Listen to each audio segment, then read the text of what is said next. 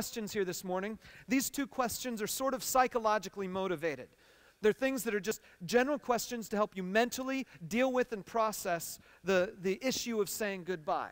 But they've got a theological or a God understanding background to them. And so we're going to look at them just a little bit. And here's question number one. Anytime you have to say goodbye, the first question you have to ask to process that goodbye is this: what have I lost?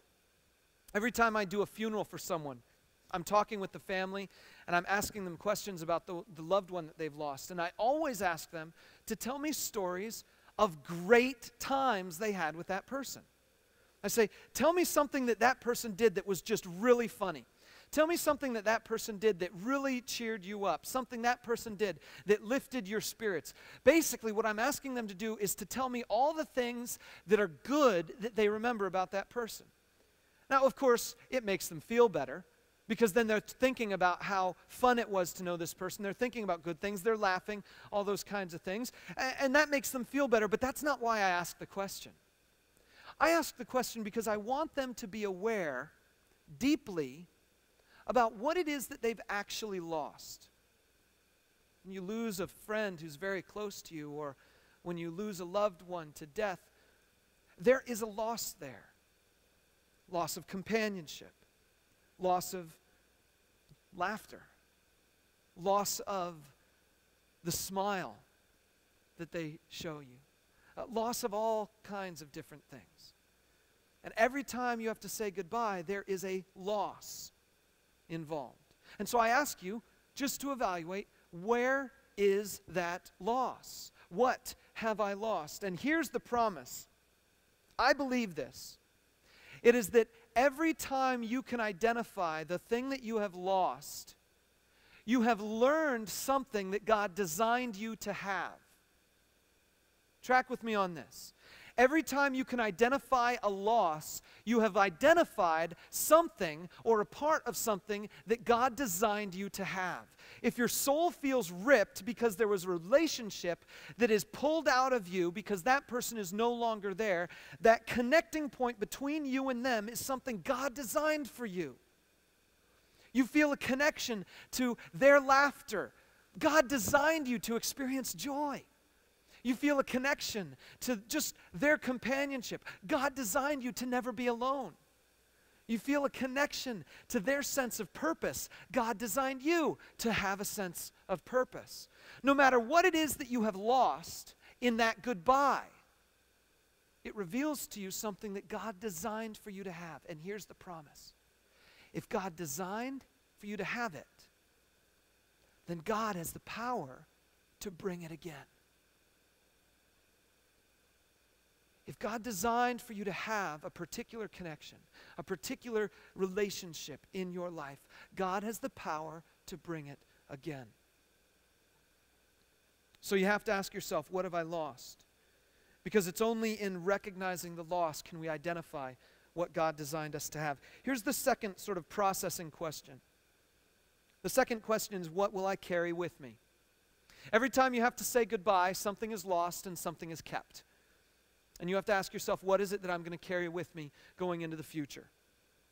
And here's my promise to you. Whatever you carry with you into the future will affect every future relationship that you have.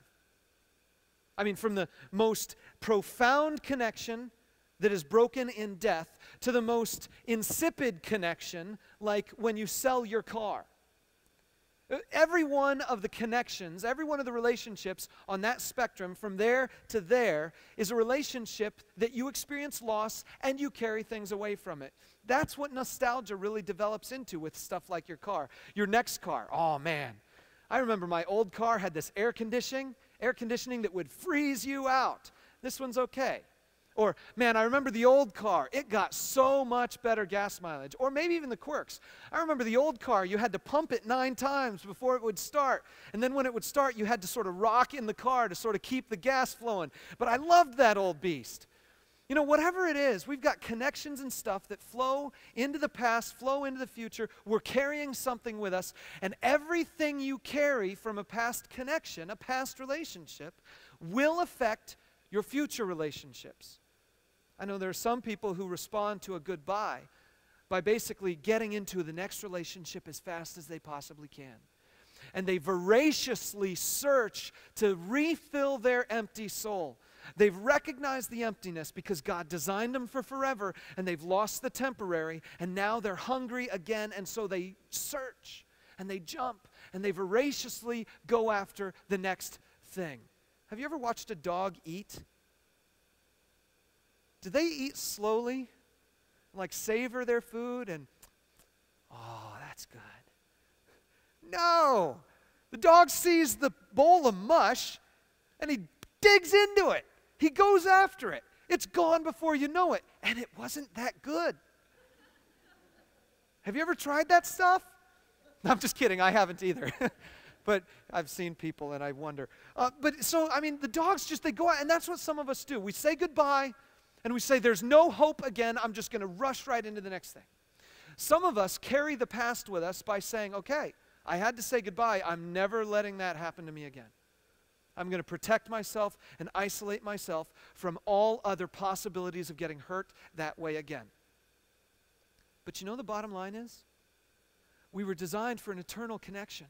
And when the earthly connections are broken, if we do anything with regard to the earthly connections again, if we try to reconnect the earthly thing, or if we try to protect our things, then it's not what it's all about. It's not what God designed us to be. God designed us that those connections would connect to Him and be forever and never be a goodbye again.